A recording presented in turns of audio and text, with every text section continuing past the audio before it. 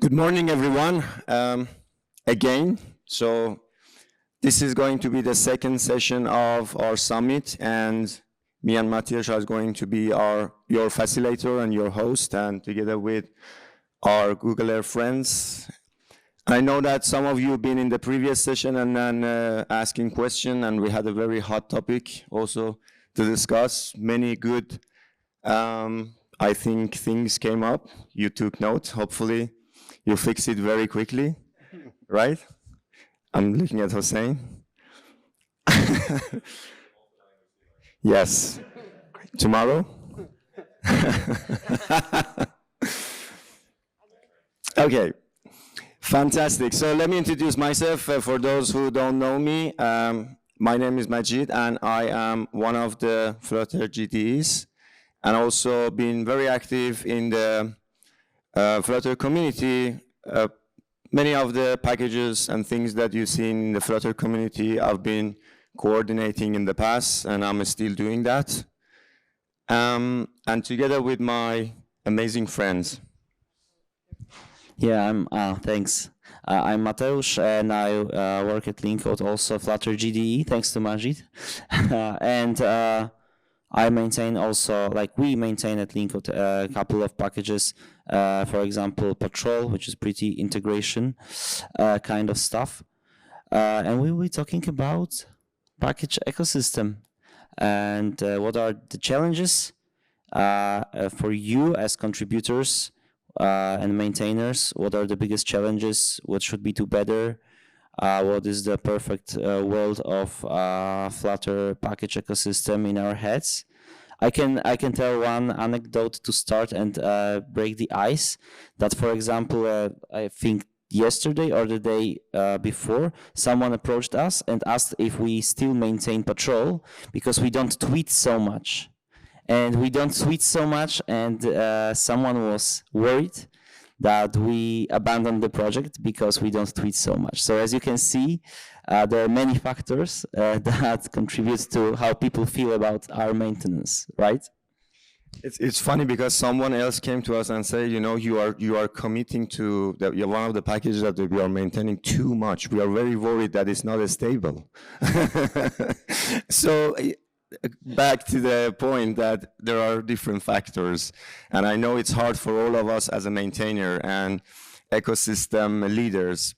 So this is going to be a very friendly, you know, as you see, discussion together.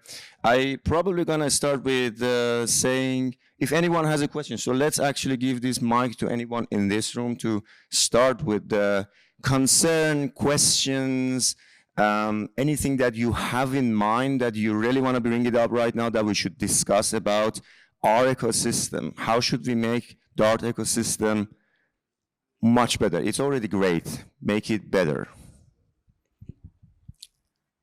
Don't be shy. Hey, hello. As I mentioned before, I'm working with the Plus plugins, and as you can imagine, is not an easy task, not because the code is difficult, but because it's many platforms. So like not everyone knows every platform. And yeah, one of the things that we always ask is people that can hang around in the repo, if you know well a platform. So like if you submit a feature for a platform to say, oh, I'm implementing you the Windows version. I don't know anything about Windows, so I need you to stay in the repo with us and to help us with any other questions that can come, no? And another challenge that we face a lot is when we do a change that requires users to change something, that breaks something, we get a lot of issues reported to us. Like we increased the minimum Java version, we got 20-something issues opened, like week after week of people saying the project doesn't compile. And the solution is very simple. You just copy the error, you paste it on Google, and you get the solution, no? Which is updating Android Studio. So it's a challenge for us, no? Because we cannot, if we spend time replying people and explaining them what to do, we don't have time to do other things, no? So how can we improve that? I would like to hear from all of you. Anyone from us first?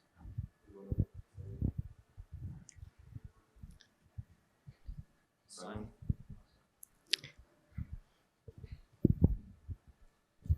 On that front, maybe there's room for a knowledge base on flutter.dev, maybe something there where we can all share that group knowledge. I'm just thinking that in those situations, they're very common for most packages. So if there's somewhere where you can direct people and say, search here for your answer, or link them all to the same page of documentation, that might help. Just if anyone has an idea like how to get users to actually read the logs, because like 2/3 of the issues that I'm getting is literally like the answer is right in the snippet that the user posted. It's just 3 lines in the middle. So if you have any idea like how to get people to just parse the logs, I'm all ears. Maybe we need an AI bot to just reply, read the logs. So talking about this AI bot, we have used something called Glime in Flame now, and it reads all the documentation you have, all the issues, all pull requests, and everything that we reply to other people on Discord. So then people can go in there and ask the bot, so we don't have to repeatedly answer the same questions because that bot already knows the answers, and that has been really handy. Unfortunately, that company went bankrupt now, so now we have to build it again. Yeah, we tried to put up the same thing with Patrol. Maybe it's a little bit of a far-fetched idea, but I think that because on GitHub, on especially Flutter packages, people are raising so many issues that already been resolved or are duplicates. It would be really nice to have a model that checks through other issues and instantly replies to you, "Hi, it's a duplicate probably, please check it," and see if it resolves the issue for you. Or even additionally searches the web for you and suggests some Stack Overflow answer, because so many people do not search before raising some issue. And yeah, it's infuriating. Yeah, just a comment. I'm Moritz. I'm from the Dart ecosystem team, and we are currently prototyping or testing a SDK issue triage bot. So if you post an issue to the SDK, it will be triaged by a Gemini model, and that works kind of well. We are a bit reluctant to add automatic answering to that because, yeah, that's a step further. I'm just saying, even if some company who did several things goes bankrupt, I think nowadays it's not easy, but it's kind of doable to train your own model on your own data, and and try that. And also please leave feedback for the bot if you want some features there or something. Yeah. Yes, I had also using AI and that kind of stuff. That seems also a big hurdle to get over. But if you look at other platforms, for example, a Reddit one, when you post there and you post something which is really basic or really similar to something else, you can also get a suggestion. Hey, this seems like a basic post. Have you read this? Have you maybe adjusted to the general thread on that topic or something like that? Just some basic moderation before you can submit an issue or something. Yeah, but I think also be careful about the bots, because I remember from React Native world that there was a React Native bot in the official repository that very aggressively closed the issues, and people were very frustrated about the issues being very hot, and just React Native bot spawned immediately and closed it as, I don't know, because it's not so, commented in this week or something like that. So you have to balance the stuff, I guess. So I'll take a sort of flip side to some of what's being talked about at the moment here and put a plea out to the people of this room and the broader package community to just communicate their intentions. We've established a framework for how we go about forking dependencies when maintainers aren't responding to issues. And we had one the other week where it was time. We were just about to do the fork. And then a major release came out and it fixed all of the problems.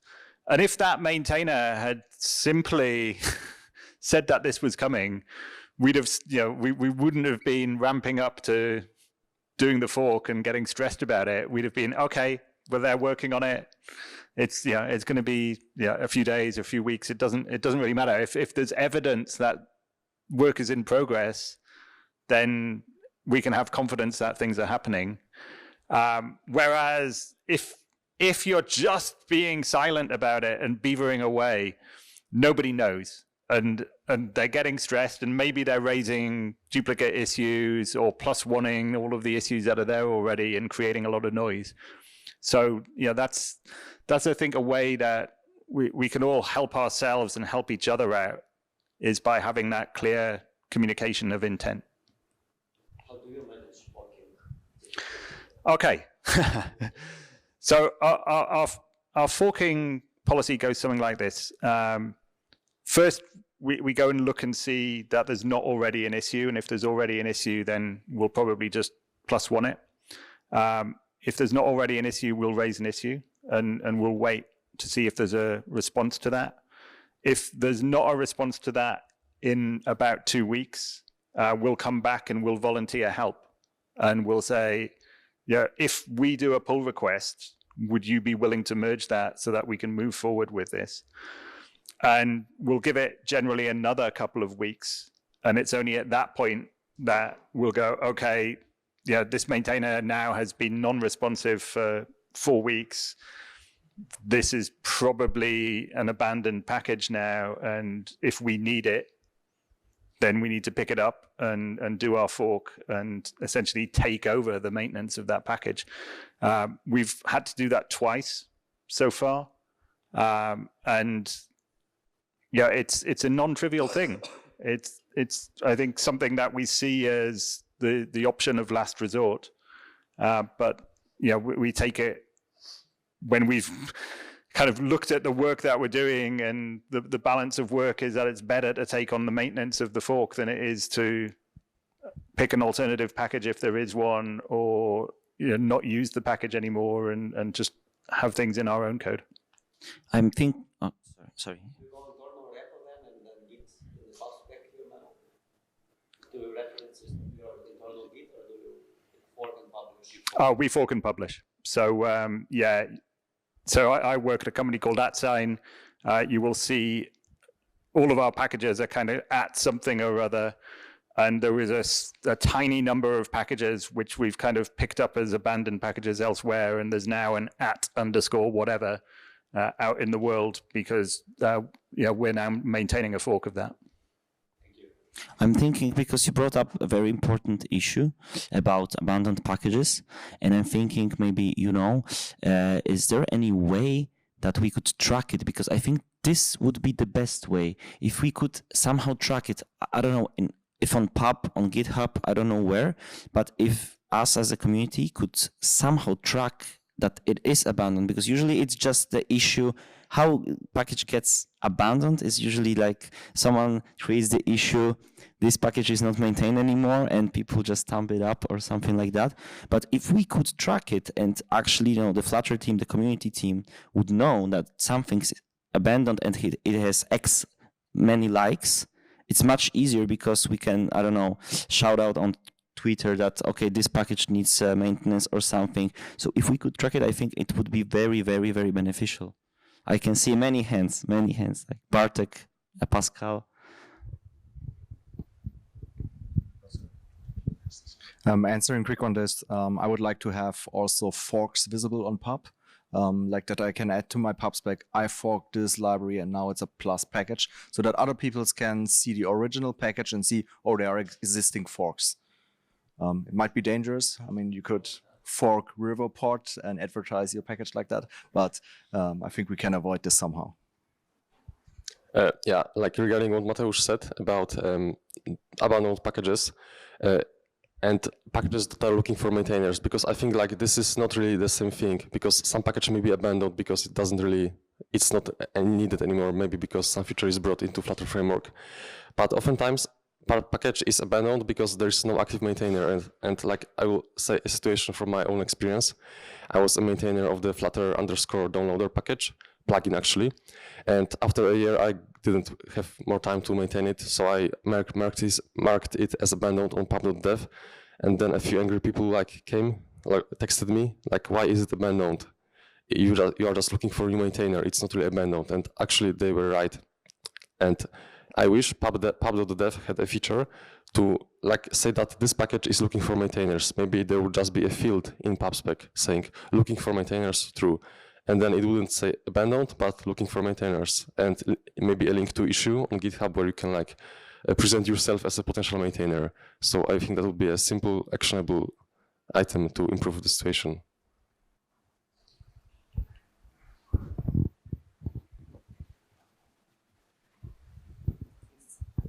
Hi, I'm Giuseppe, and while we're talking about what we want to see on Pub, I would love to have like activity statistics. Because, right, we have the likes, but these are static, but it would be nice to see as maintainers like, okay, do people actually use my package? And if I push a new feature, do I get more traction or not? So maybe this is something we can discuss as well.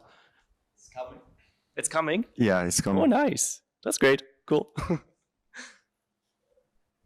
It's very, very good discussion. And more? You want to say something? Okay. Yeah, sure. Go ahead. Hi. So we also had this issue quite a lot of times where, we had a package and then, but what we never did is we never published our package on pub.dev again with a different name. Normally what we did, we just made a pull request and then we waited for like a bit of time. But I think if a maintainer doesn't reply to a pull request after like a month or so, that's like a very good sign that it's probably abandoned. I don't know. I feel like that's a good metric. But I think you should at least try to do a pull request first before publishing a second package. I don't know. That's my idea. Maybe there's a way to automate it. I don't know. Speaking about looking for maintainers, there's a bunch of packages that have been written by Googlers that we don't have time to maintain. So if you want to maintain any of them, please let us know. And speaking of that, we took over some of them, and now we have a problem of maintaining them. So let me actually explain a bit more. Miguel, Simon probably remember the time that there was these plus plugins right now. At the time, it was separated plugins. And I think this is an important problem in our ecosystem right now, which I will tell you. We took it over in the time that Chris Sells was the product manager of the ecosystem at the time. And after a year of back and forth, we finally made it, right? So I think you remember. And we need to also shout out to everyone at that time helped us. Vladimir, which still is maintaining, and a bunch of other folks. And then after like maybe a few months after we took over everything, we've been around maybe 10 people, but now it's only Miguel and Vladimir. I'm just in the chat, sometimes put a heart under their messages, that's it. And Simon probably the same from time to time. So we built this Flutter community umbrella as well to take over great packages. We had a very high bars as well. We actually took over a lot of packages under Flutter community umbrella in order to make sure that the packages are not getting abandoned. And if they are, we as an umbrella helping maintainers to find another maintainer, or as a community to contribute to those packages that to make them alive. But we still have this problem right now that the number of maintainers is less than the number of packages that we have.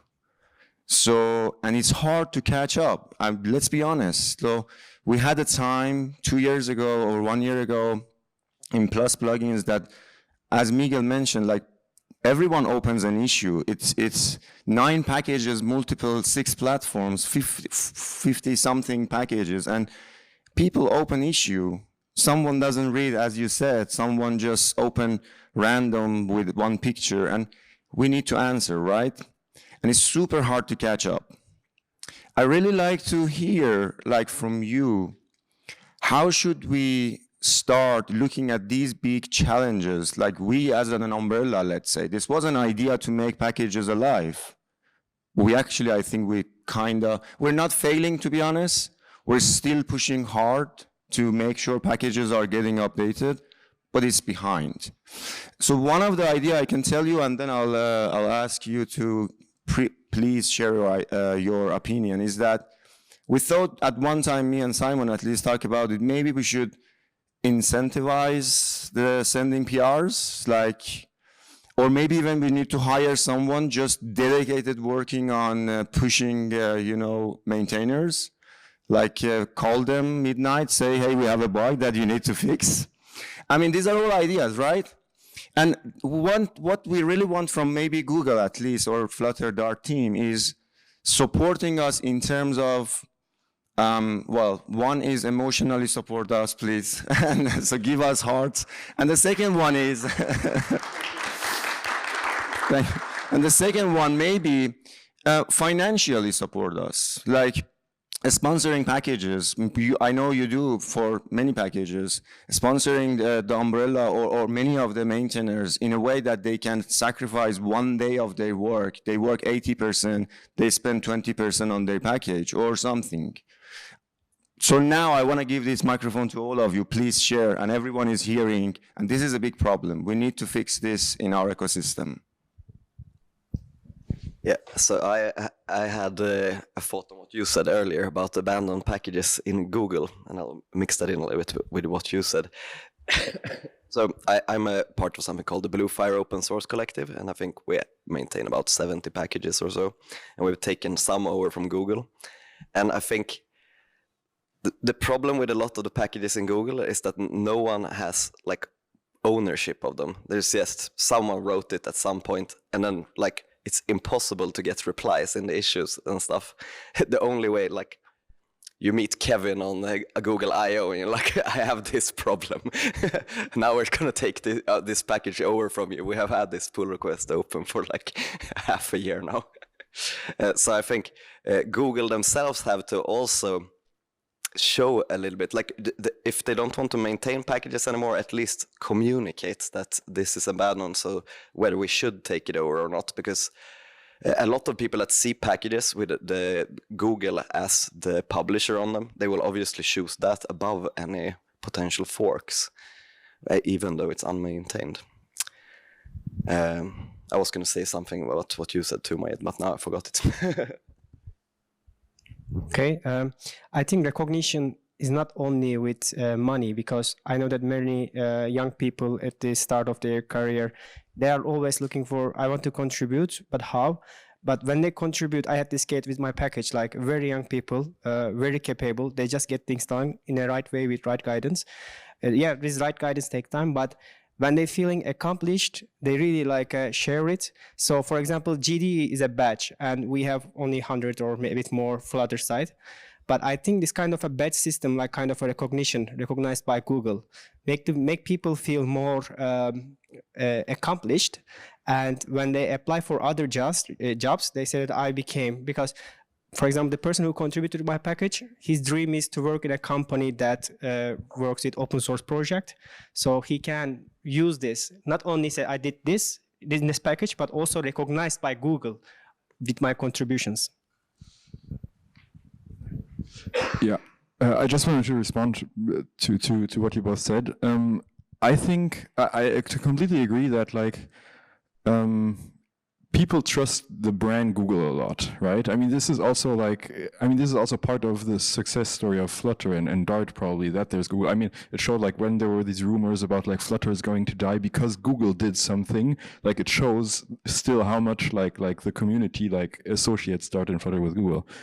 But first of all, like the Google publisher, that's always like a very interesting thing, because the Google publisher basically doesn't mean anything on pub.dev, right? It means that it doesn't belong to the Dartlang team. Like it's just some random Googler published a package, nobody owns it, okay, just put it in the Google publisher. And so like the Google publisher is like worth less than all the other like sort of official publishers, which is very confusing, and we should maybe change that at some point. And also, like, you shouldn't overestimate, like, the Dart team is very small. Like, especially, like, I mean, I'm on the Dart ecosystem team. We're, like, I think 3 people on the Dart ecosystem team. We have, like, 116 packages. So, I mean, obviously, like we're not maintaining all of them, but like, No. I mean, there are other Googlers maintaining like some of the packages. We don't like own all 116 packages. Like, but still, like if there are like issues and pull requests, like the chance of that getting noticed, like we were trying to increase it. Like I built an internal dashboard where we can like try to track like the upvoted issues across repositories, because already like the tooling that GitHub provides across repositories is not great, right? So that's an issue for us. So I completely agree that it's more about like the motivation, like why do people want to do this? And also like, I think also with overestimating, I think paying people for publishing packages, I mean, easy for me to say because Google is paying me for publishing packages, but I think it really just doesn't scale. Like it's not like a long-term solution. And like finding out what the motivation is for people to do open source work in the first place and like encouraging that with like, just post like thumbs upping and hearts and whatnot. That's I think the more stable way to go. So I would be super interested in learning like how we can support that and why do people contribute to open source. So I would like to add something to the incentivize people to contribute topic. I tried to do that by having at the bottom of the README of the project a list of people who contributed to it, and then also say where they should start to contribute. And I maintain one of the Flutter favorite packages where it works reasonably well because it's like Flutter favorite and people are kind of excited about it. That as soon as it's a project which is not as like famous or high value, it basically falls apart. I had some ideas there. I already kind of talked to our DevRel team about this. I think what we are doing, for example, in our blog posts and our YouTube channel, like from the Flutter side, is that we are really focused on how to use the existing things. So there is like observable Flutter that is kind of showcasing packages. There are other videos that are showcasing like widgets, how to use this widget, how to use that, right? Like, and that's really good to drive the use up of like different packages and different widgets and different like new things. I think one thing that we can do more of, and I've been talking to the DevRel team to maybe kind of start this, is to have a series that does more of like, let's start from having an issue, like a simple, good first issue with like a DevRel person, start from the issue, go all the way to like landing a PR in the video, just to demystify the process. Because again, a lot of us here are package maintainers, so it's like more comfortable for us to open a PR somewhere or try to maintain a package. But as Chari said, Cacti said, a lot of like students or beginners usually come to us and say like, how can we contribute? And I think just to demystify the contribution process is going to be kind of a big thing. And to the same effort, I mean, a lot of you are active in the community, right? Like you have your own YouTube channel. I think other than just showing how to use this thing to the Flutter user, sure, your video might do a little bit worse because there are less people trying to maintain packages. There are more Flutter developers, right? But I think it's kind of good for the community to show how exactly you go, how do you communicate with the package maintainer, how do you get code review or feedback, how do you gracefully apply the code review and feedback, and it's like, just so that we bring the bar lower from the average contributor to see that it's actually not that difficult to contribute in meaningful ways, even if there are small issues. And on the other hand, if we do that for packages, it kind of forces us, it puts us in a position that we have a really good contributions.md, right? It's not just a copy of the contributions.md that we have for every package. Like it actually shows, because once we go through the process of kind of explaining to a beginner, we will find holes that we know because we've been maintaining this package for like X amount of time, but the beginner contributor doesn't know that. So we put that in the contribution.md, how to build this, how to test it, where to add tests, and all of these stuff. I think this is going to help. So I just wanted to quickly address the problem of toil. And if I look at our package maintenance efforts in recent months, it's almost entirely been toil related rather than feature related.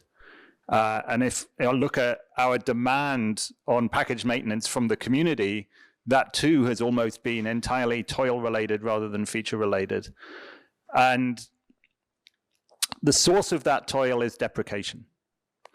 And when I look at the deprecations we're kind of being forced to make, they seem largely cosmetic rather than important. And so my plea to product management is think carefully about the amount of toil that's going to be created by a deprecation before putting it into the platform. Because a lot of the problems that we're trying to address in this room come about because of that. We were talking earlier about how do we tell when a package is abandoned, and in a stable environment, it would be very hard to tell the difference between just a good seasoned package and an abandoned package, because it would stay the same for a very long time. In Dart and Flutter, it's very easy to tell the difference between an abandoned package and a stable package, because Flutter is deprecating stuff so fast that there's a forced pace on maintenance. And so we can spot the abandonment just because it hasn't been touched for X releases. Yeah, one thing I wanted to add to what you said about lowering the bar. I think that there are some things like good first issue tags and stuff like that in the community, and I think that there's this funnel of contributions, because like there's this funnel. If someone gets the first contribution, the first pull request, the review and stuff like that, and they're already merged, like this is where after that they're already they know what's the drill. They do more and more, and they're just acknowledging how to do that. And I think maybe if we had any type of system, like if on pub or anywhere you could for example, find packages that have good first issues, so that, because if you prompt it on the site, like on pub, so there are people that are, just want to go on pub, and if they just discovered that, okay, a random package has a good first issue, maybe they will pick it up. And if they're after the first good issue, they probably will stay longer in the contributor funnel, I would say. Go ahead. Yeah. Hi, Alex, one of the maintainers of Serverpod. I just want to continue on the topic that you brought up about fast deprecations. So one of the issues that we run into from time to time is the aggressive upgrade of what the Dart SDK should be in different packages. So a lot of base packages sometimes upgrades the Dart SDK to the newest version in a pretty minor release. And then for us that have a lot of, for example, consultancy agencies that use Serverpod, we kind of force them to do a lot of upgrade work in all their packages or all their projects that they have, just because one package needed the newest SDK.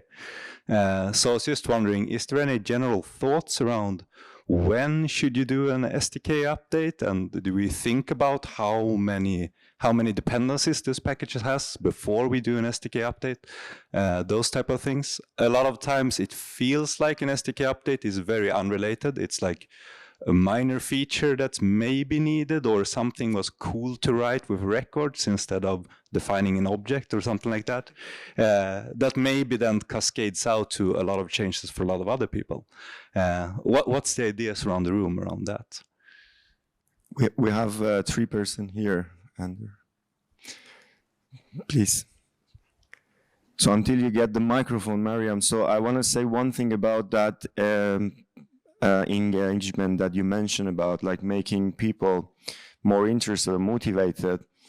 So one of my question in my head is that we, like Flutter team or Dart team, from time to time runs these big campaigns, like giving away Ferrari or something, you know, so just by building a game.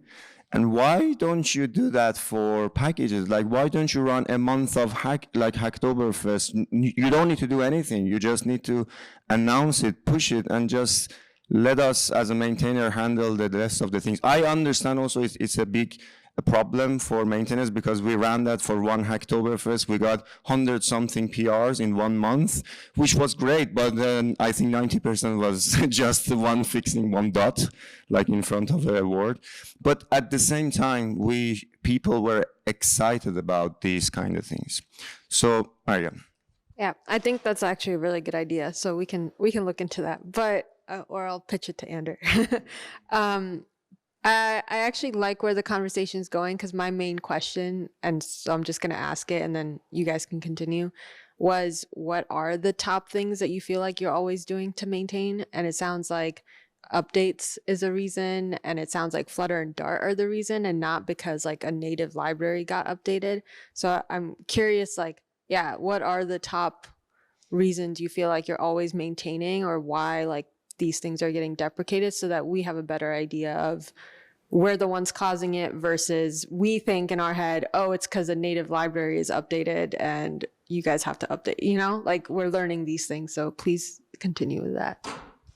And I'll make one comment just to address it directly on the deprecations. Yes, that's one of the things that the team has actively looked on. What's our balance between sort of pace of things that in some cases manifest as deprecations in the framework and the language level, and because of that, what's the ripple effects that's going out? So there's actually a conversation going on right now among the team to say, well, what's the right balance of in cadence we should have around deprecation? So point taken, feedback taken, and we are looking at that. Lucas. So going back to what you said about people updating the SDKs too aggressively, it is also coming from the Flutter team, because they have so many packages pinned, even though the Flutter team are maintaining these packages, and there are like, I don't know how many there are, like 7 pinned ones now or something. And that just forces us when we need to upgrade, even though like you're promoting that we should use the carrots for all of our dependencies, but then the Flutter team is sitting and pinning versions, which makes it a pain in the ass for us to, as maintainers. And no one else is doing this in the community.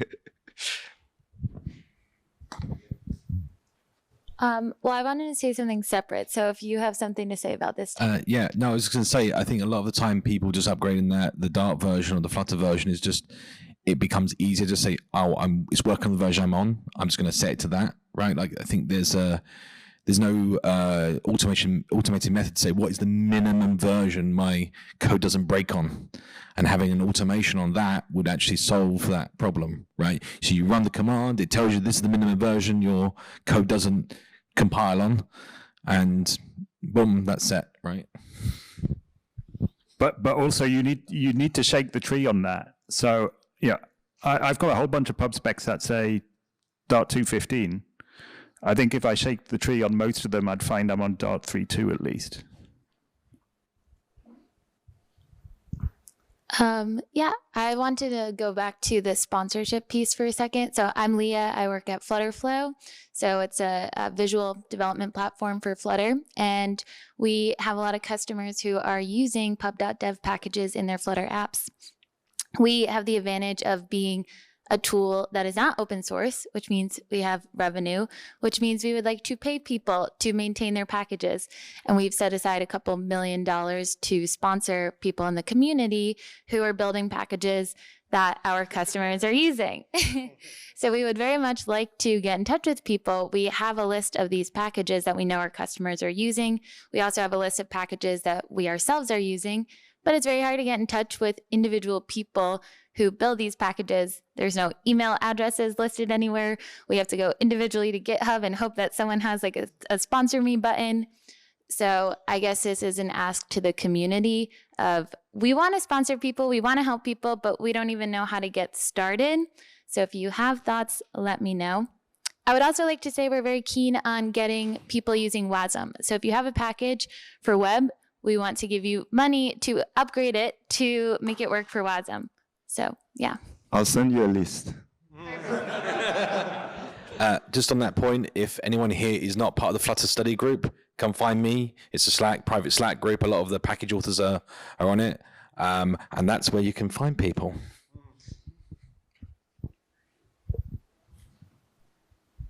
Yeah, sorry, I just wanted to add one small thing about this SDK updating thing. It's not just the SDK updating, it's also like the HTTP package is a good example where when it went from 0.13 to 1.0, I think all the packages that were running that suddenly changed to HTTP 1.0, they could have also run on 0.13, right? But then there was this huge change and all the packages had to be updated. I feel like this could have just been solved by doing a greater equal to 0.13 and less than equal to 2.0. I don't know, maybe this can be more encouraged in a way. Just want to be mindful about the time. We have 4 or 5 minutes, so we can take question, of course, opinion, but also for the last question round up about pub.dev, so I wrote it here where we have a note, just think about it, is that how should we, if you want to think about maybe 1, 2, 3 feature that you want in pub.dev as a maintainer, that it needs to be implemented or facilitated for you or whatever, just think about it right now after this question. If you have time, please let the team know. I just have a quick idea how to improve the contribution from the community to the packages, because currently the pub.dev website is a little bit empty. We just have this search box at the center and that's it. We can put maybe a box underneath it with, hey, a package is looking for maintenance and quick information about this package. And additionally, it can be interchanged. That means when you refresh the page, pub.dev, you get a different suggestion. So one time you can be suggested to, oh, here you have a package that you can maintain because we are looking for maintainers. And the other time, for example, you can see, oh, here's an issue with a lot of thumbs up. Can you maybe look at it and see it? Because, yeah, we have a free space and we can make use of it. Thanks. I just have a quick note about what Leia said, that it can be hard to find how to sponsor people. And Pub actually has this built in, but not that many use it. There is a sponsoring thing that you can put into your Pub spec, and it will show up directly on pub.dev where people can sponsor you.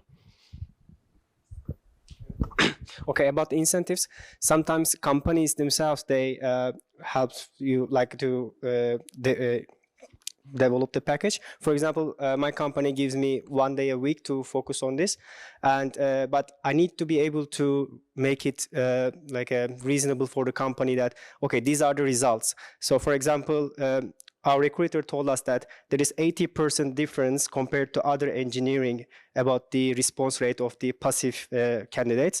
That means that because they, in the message they say, I want to be in the process because I love your open source packages that you're supporting.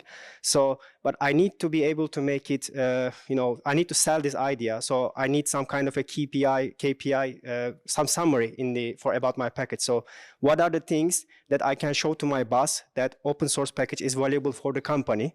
So this kind of metrics could help the companies to invest, and maybe some story sharing as well.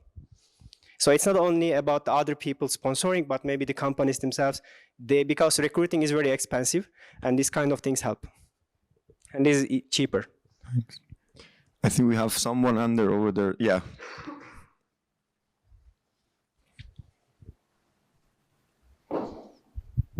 Hi. I think that on the official channel of Flutter, there was a video about 2 years ago about contribution. And it was about missing tests for widgets, I think. And I think it was a great idea to encourage people to make their first contributions. The video was like an hour and a half, but the main thing I remember from that is we have lots of missing tests, and guys who can contribute and write tests to those widgets. And I think it would be a great idea to make something similar to packages maybe, or some live coding while adding a feature to the package. Thank you. Thanks. One more thing I thought last time about pub, this popularity metrics.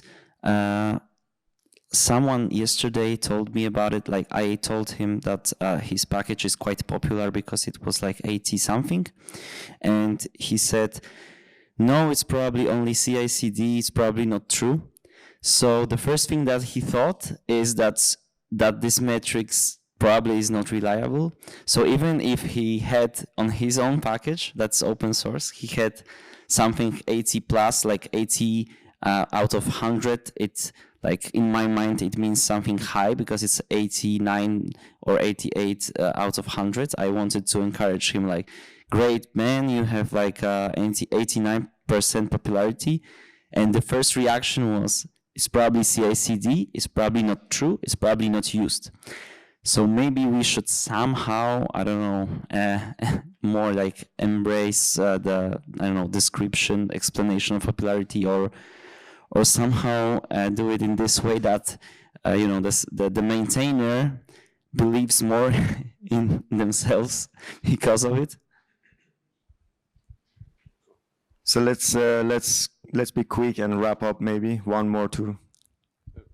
Yeah, I have like a quick idea regarding pub.dev and like this. Someone mentioned that they are angry when there's a new minor release of a package, but it bumps Dart SDK to a new major version and then it breaks their project.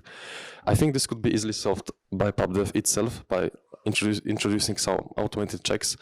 For example, when me as a package maintainer, I upload a new version of my package, let's say 2.0.1, and in that 2.0.1 I bumped Dart SDK to a new major version. I would like you as pub.dev to reject that version, saying you need to bump major version. I'm not sure if that's the right approach, but maybe you could do something like this. Or like, for example, or when I break API signatures of some methods, I have to do it in a major release, not in a minor release. And like you have package analyzer, you can inspect this on server side. You could do it or think about it. Maybe it could be optional. Maybe it would be just a warning, not an error, but just an idea. Yeah, I can add that in our repos, we're trying to use a GitHub PR health checker, which uses the BMW's Dart API tool to tell you if you should, like, how your new package version should look like. Like, it analyzes your API, sees if there are API changes, and then tells you, yeah, this should be a major version upgrade, or this can be a minor version upgrade. But like the problem there is that like this whole major minor version upgrade, is this breaking or not? It's like a soft science, right? Like in my case, in internationalization, if like if the data behind changes, but the API doesn't change, is this now a breaking change or not? Like, yeah, so in the end, there can be no like real automated check for that. Like in the end, the developer still has to decide. So it can be at most a warning, but yeah, we're testing out like automated tools there. Yeah. One quick thing you mentioned. Is it a breaking change or not? It's actually a question that's very common in maintainers' heads. I think that it would be very beneficial if we had on some Flutter docs, Dart docs, pub docs, some examples of this should be a breaking change, this should be a breaking change, because you know there are like, you can come up with 5 most common breaking changes that are solving like 90% of people's questions about should I bump the first or the second or the third number. So this is I think this is very beneficial. It would be. I think we are run out of time, but someone has a question and he was like trying to do that for many. Just one more. And who was, someone was trying to say? I can give it directly. Yes, directly is even better. Okay, sounds good. Thank you very much. I know we can sit here and talk about the ecosystem for hours and hours and hours, and we just, I think, touched the surface for sure. But let's keep this conversation going. Please give your feedback to the team. I'm pretty sure Ander and the team will run this summit online over time. We will be in touch and all the time, as much as we can, if we are getting in contact with the team and let them know what we as the active maintainer wants, they will probably prioritize it within a day. Thank you very much. So take a coffee or a break and come back for the next session.